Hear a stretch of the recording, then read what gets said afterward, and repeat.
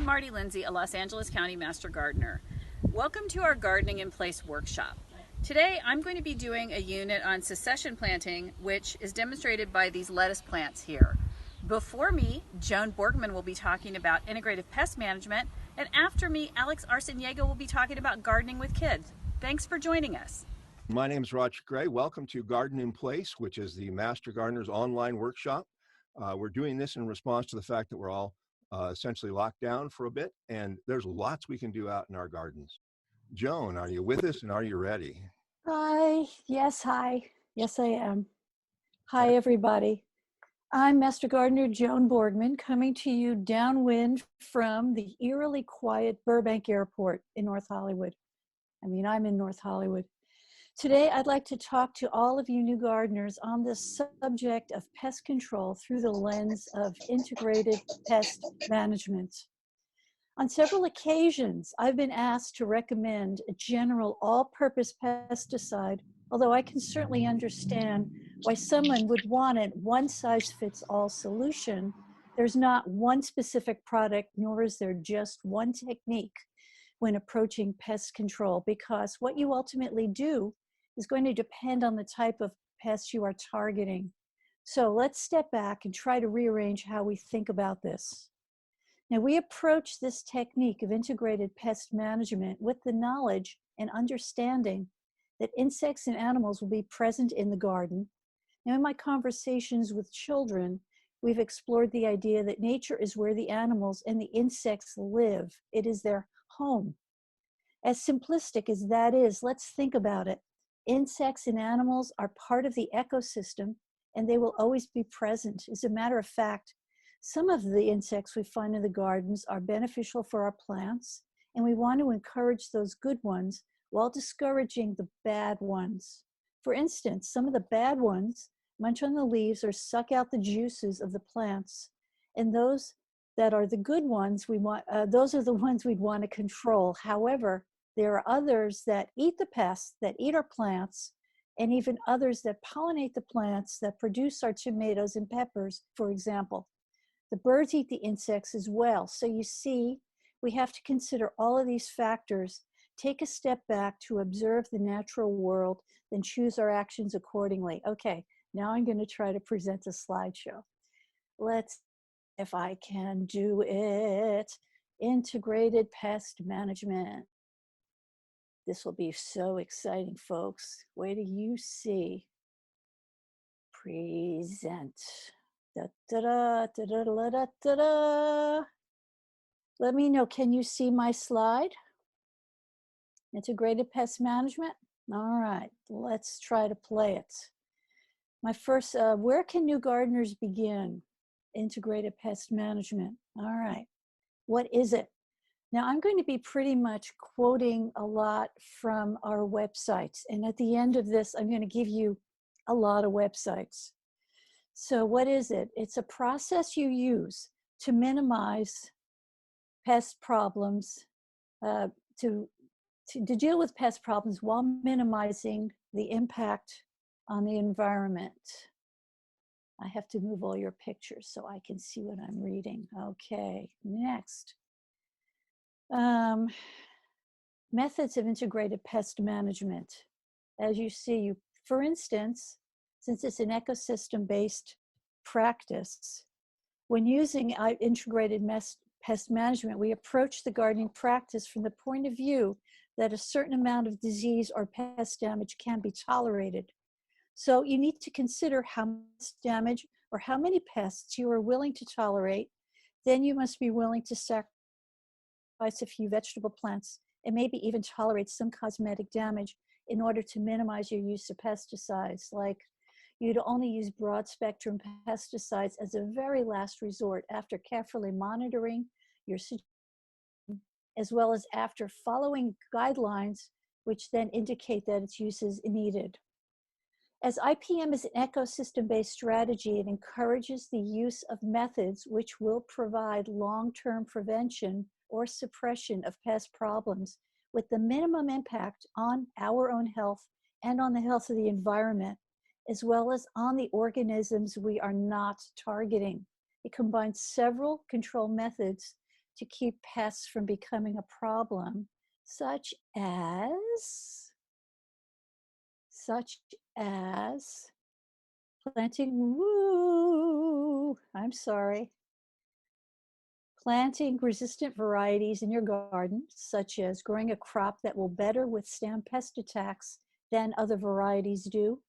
Use cultural controls. Those would be practices that reduce the establishment of pests, their reproduction, their dispersal, and their survival, such as changing your irrigation technique and practice might reduce the amount of water. Maybe you were giving it too much water, and that was increasing your pests. Now, a big method of integrated pest management is by the use of the natural enemies of the insects we don't want. And I have lots of web information about where you can get that specific information. Using the least toxic pesticides for the long-term management of the pests. In IPM, pesticides are used only when needed and only in combination with other approaches for more effective long-term control. They're selected and applied in a way that minimize their possible harm to people, to non-target organisms, as well as to the environment. You use the most selective pesticide that will do the job, be the safest for other organisms and for the air, the soil, the water quality. And mechanical and physical controls would be such as using bird netting or traps for rodents, for instance. In integrated pest management, monitoring your plants and correct identification of the supposed pests you find is crucial for your ability to determine what action to take.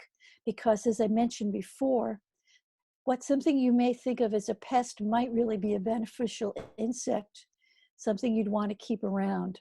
After determine what it is, and if it is indeed a bad bug, you then decide if it's a problem or if it can be tolerated. That's when you can determine your most effective management method.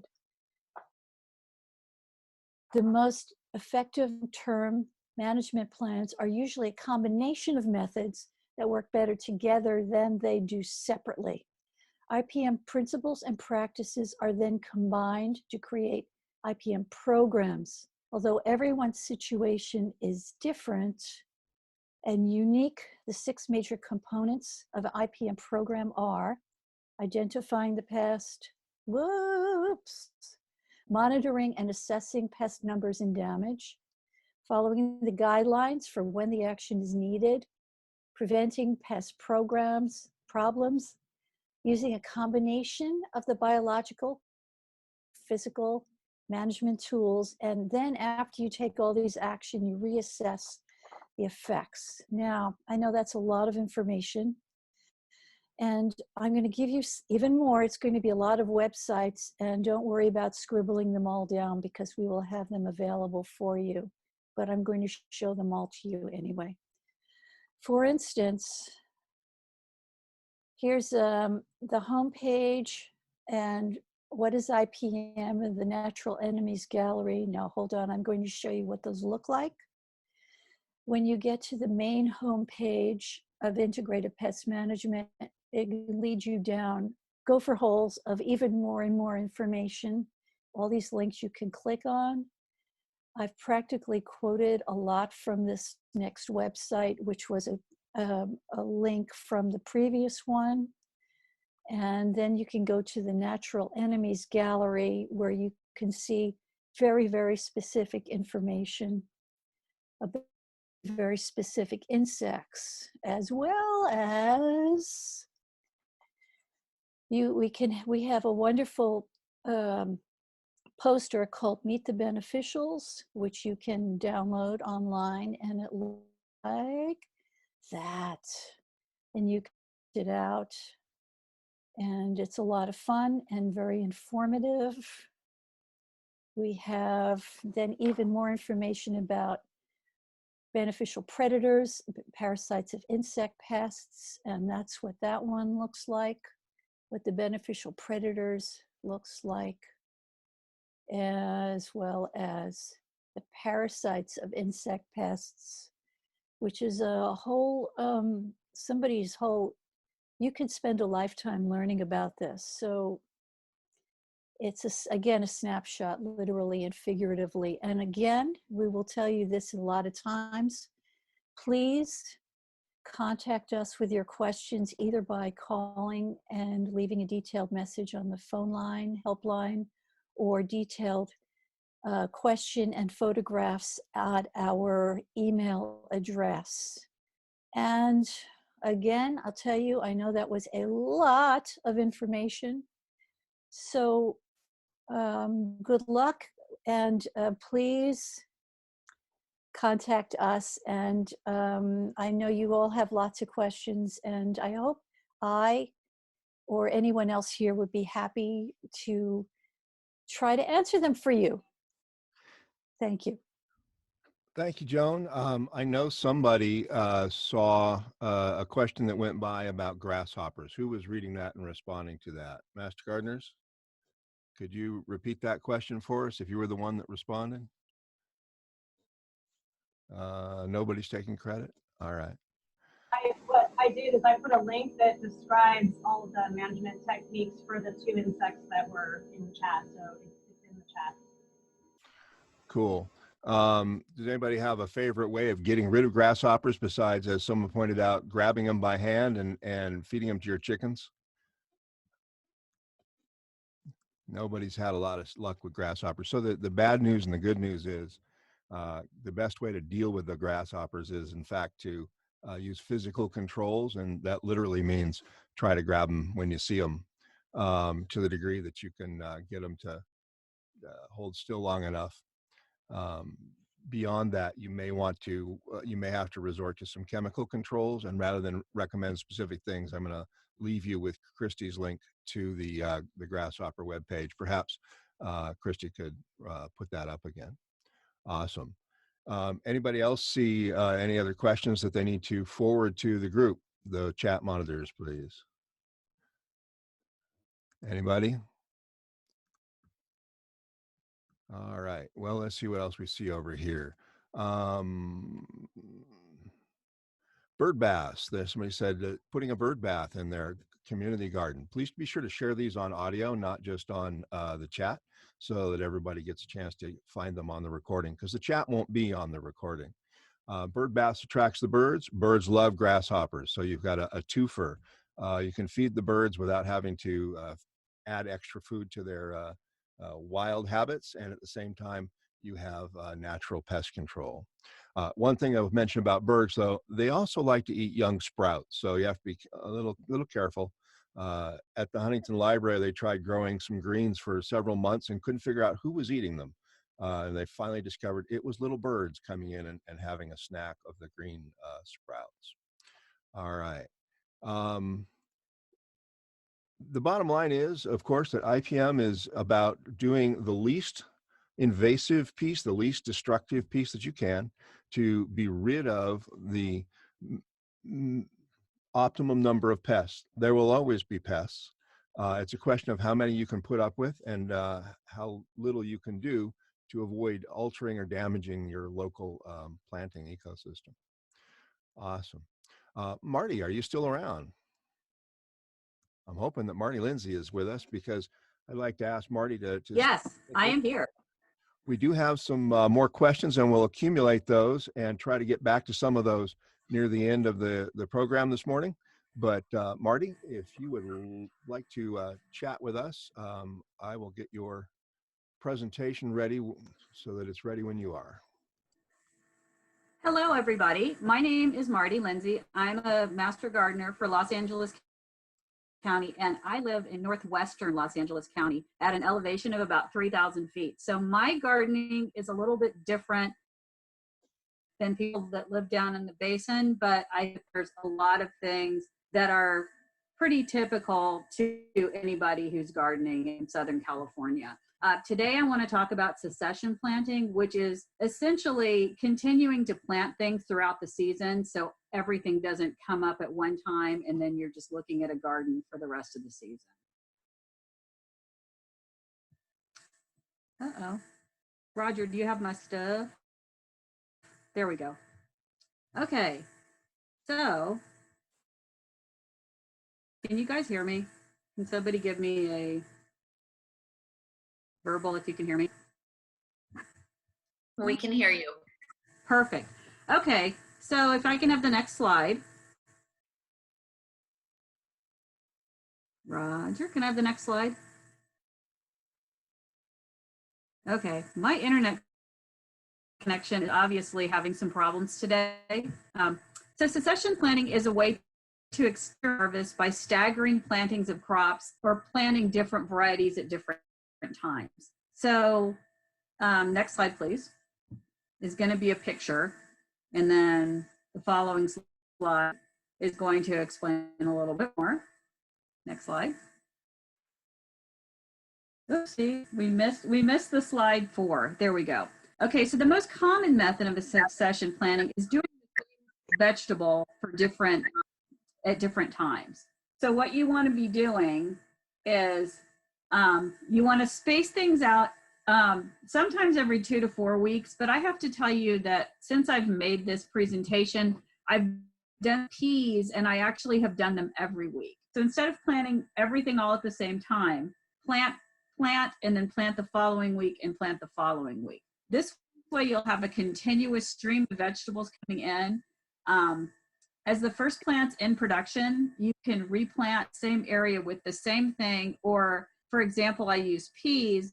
I planted peas 4 weeks in a row. And then on the 5th week, I'll probably pull out some of those peas and start planting beans in that same spot.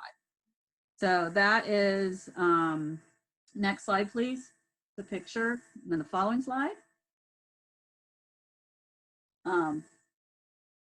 So the best things for succession planting, herbs are really well, and I would work really well. I would plant herbs probably every 2 to 3 weeks.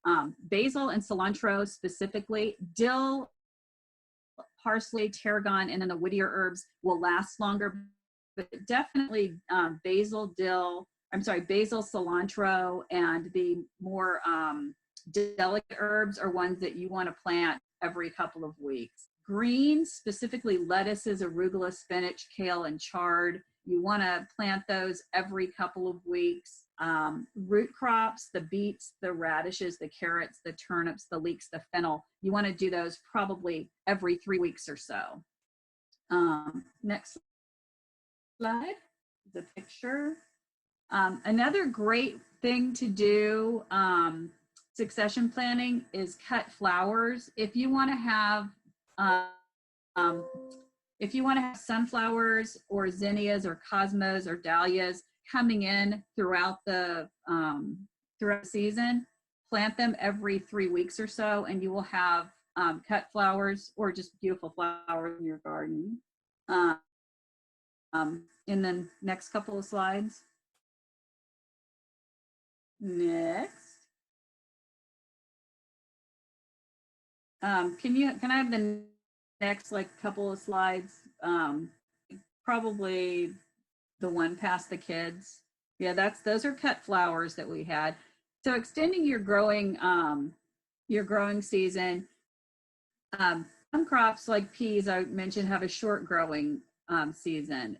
Then you can plant things like melons or things that really want to grow in the summer. So you're actually getting the most out of your growing space by planting a spring crop and then letting that play out and then planting more of a summer crop.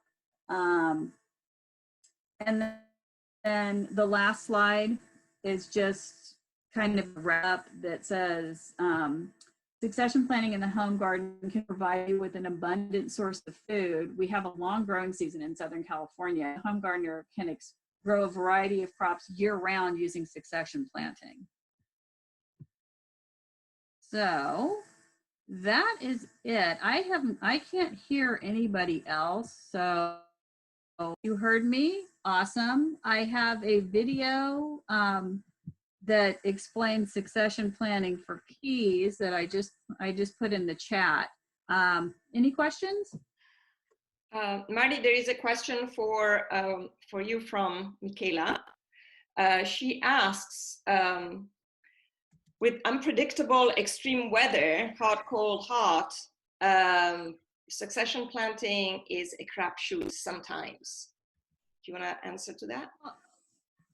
Okay, so I have to tell you that, you know, you look at what your growing zone is. I happen to be in growing zone 8B. Most people are in probably growing zone 9 or 10 that are on this call. And I always say go with the growing zone, or maybe even a little before your growing zone. And then you can do two things. You can either cover up the plant if you're going to get cool weather, or you can just start again. I mean, like, what's the worst thing that's going to happen? You're going to get food.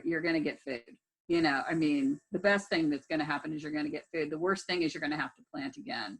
And I think that one of my, you know, personal beliefs is that gardeners have women. We are all super optimistic people. We plant things and they fail, and guess what? The next year we're going to plant that corn again, even though last year before and the year before it didn't work for us.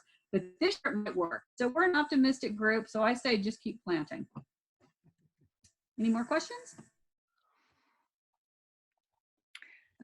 I see parsnips literally take like 3 or 4 months, and depending on how much light the parsnip's getting when you plant it, sometimes they'll go dormant part of the way through. I remember one time I planted parsnips and literally they came up like 8 months later. So, you know, who knows what's going to happen with yours? I wish I had a better answer.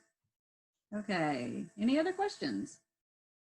Well, Marty, you've reminded me of something. There are some things that you don't necessarily need to do succession planting with because they store well. So, for example, garlic takes forever, 6, 8, 9 months, depending on where you are and the variety. And you might as well get almost all of it at once because you can store it if you do it properly. On the other hand, the only way you store most herbs is to dry them, and some people like them fresh and some like them dried.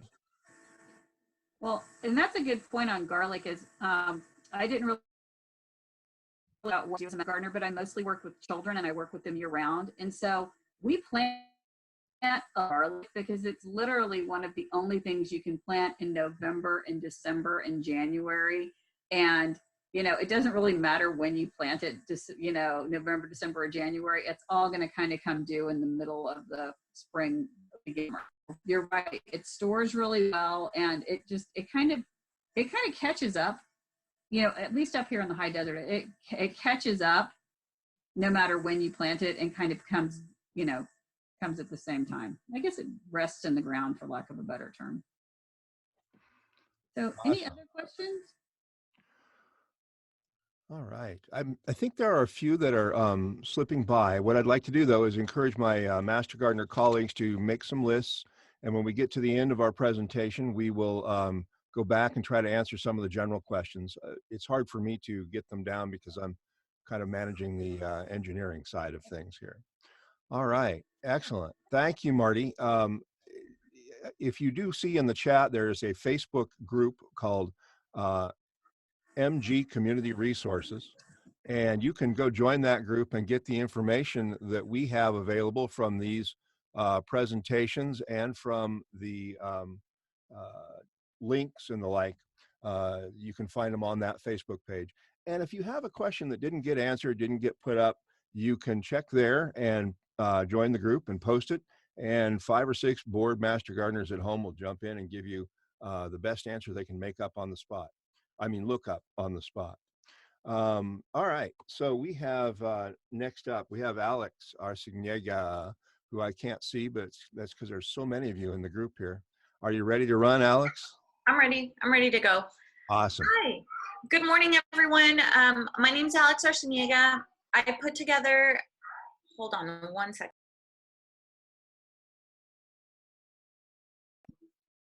Hi, I have a 3-year-old running around and he's just, you know, it's showtime. I put together a couple of videos with him and I didn't get a chance to show them, so I want to go over them now. But I wanted to address a couple of things. I know that Joan is covering Integrated Pest Management, and I think that that's important for the Master Gardeners. I work at elementary school, so I can't use pesticides, so my approach is a little bit different. Mine is, we have to be organic at elementary schools, and it's a big point of pride. We for any children, and I also have a 3-year-old at home, and this is just the way I have to run with it. It's not the official Master Gardener way, because we prefer integrated pest management, but we understand everyone's needs are different. So if you guys want to go the organic route or have any resources for that or have any questions, let us know. I saw some questions that I want to quickly address. I think it's important to know what climate zone you're in, both the USDA zone and the sunset zones. That matters because when you flip over the seed, say this is a seed packet, you flip it over, you can see where it grows and when it grows. So this is really important if you're gardening, if you're a first-time gardener, or if you're gardening with kids, because then you can figure out why things are growing or why they're not. And I've made a lot of these mistakes, the rookie mistakes, but it happens to the best of us. I've tried to grow lettuce in the summer, and why didn't it work? Or people get upset because their tomatoes aren't growing in December. So I think if you track that, you'll be able to figure out, troubleshoot for yourself. I'm gonna show a video now. So if you guys have any questions, let me know. And I will share my screen.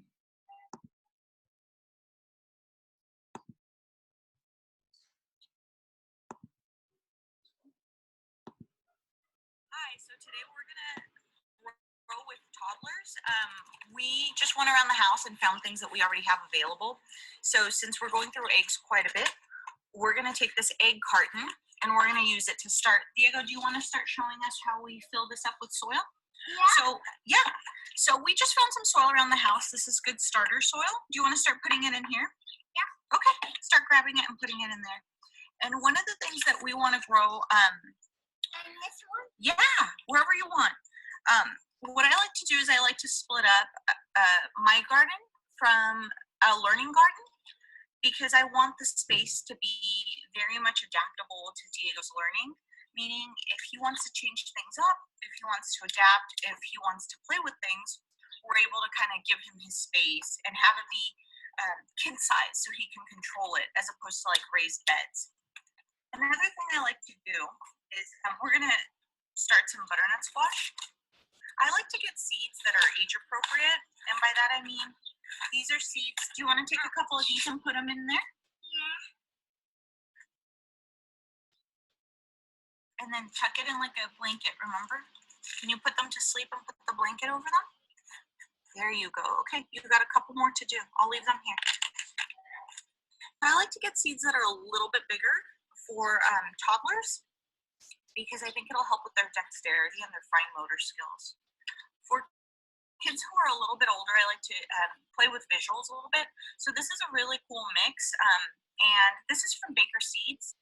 They are really kind and they donate a lot of seeds, so I like to support them when we can.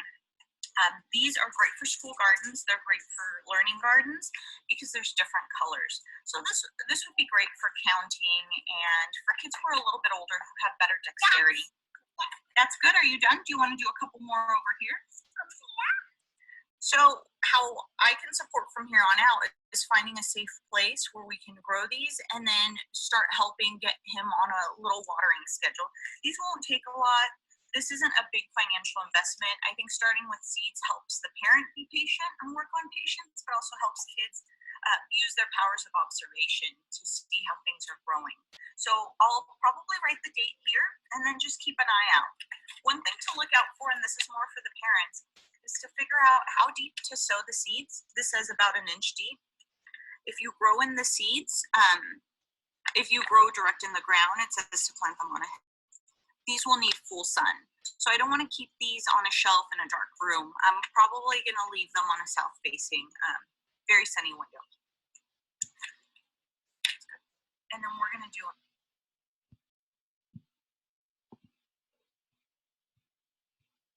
All right, guys. So do you guys have any questions for me? I didn't get to see anything, any questions come up.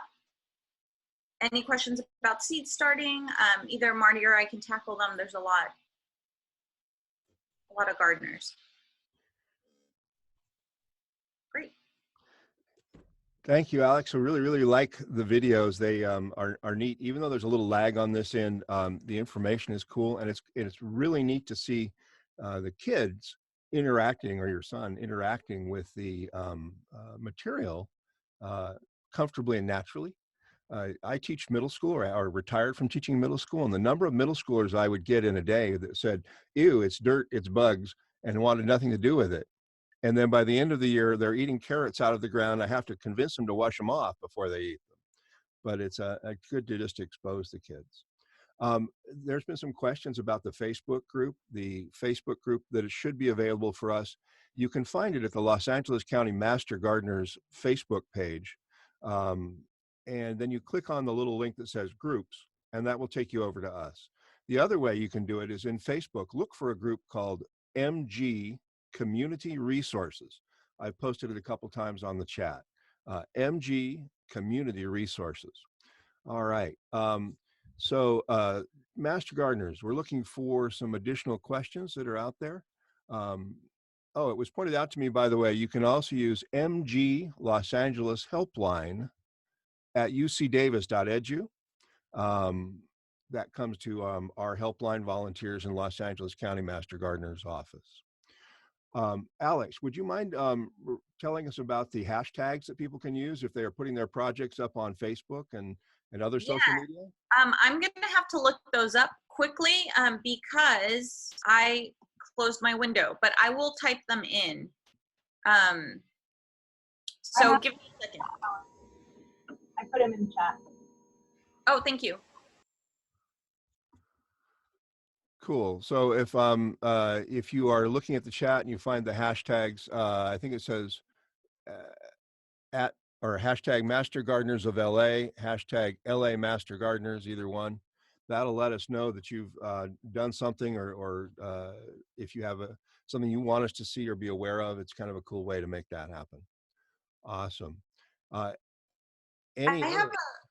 see a question. Oh, okay, so the hashtag, so when you guys do these projects, it would really help us out and help support our program by seeing how we've kind of, let us know that you've seen our webinar. So the hashtag is hashtag LA Master Gardeners, hashtag Los Angeles MG. Roger, one question that came up was, is there a reason to start small and transplant, or do things do better if they're in a lot of soil? And the official answer to that question is yes. Some things do better if you start them small and early, if you have a harsh environment, right? And some things do not like to be transplanted. Carrots hate transplanting. We've tried, no luck. At least in my school gardens, carrots hate being transplanted. On the other hand, it's always fun to start things like tomatoes super early, especially if you have access to some light, because they're too fragile to be outside if it's going to get down in the 30s or even low 40s at all. But people are anxious to get those tomatoes, that first tomato they can get. So anybody else have a different answer or an additional piece you want to add about that? That's a great question. I think I like using smaller containers, one, to contain the space. I tend to take over our entire kitchen, and I'm like one more gardening project away from a divorce. So I like small gardening pots, and then I'm able to transplant them like with squash, tomato, things like that. Corn I just do outside. Excellent, excellent. Marty again. Yes, ma'am. Can you hear me? Okay, so I wanted to circle back to things that like to be transplanted and things that don't like to be transplanted. Think of anything that grows downward. So anything that grows down, beets, leeks, carrots, radishes, anything that wants to grow down, you want to start from seed. You don't want to try to transplant that because you're really going to be disappointed. So that's just one thing to remember when you're talking about transplanting things that grow down, just start them from seed. And then to answer Susie's question about other things that we're doing, get involved in your neighborhood Facebook group or your meetup group, or your, there are a lot of people that have questions and you can help them. Awesome. Thank you. Thank you. Good suggestion. All right, everybody. It was a short 45 today instead of some of the longer, chattier workshops we've done. But again, I think it's nice and solid, and I appreciate y'all coming out. We're going to say goodbye at this point and sign off. Master Gardeners, if you'd stick around for a few minutes so that we can check in and check out, I'd greatly appreciate it. Thank you.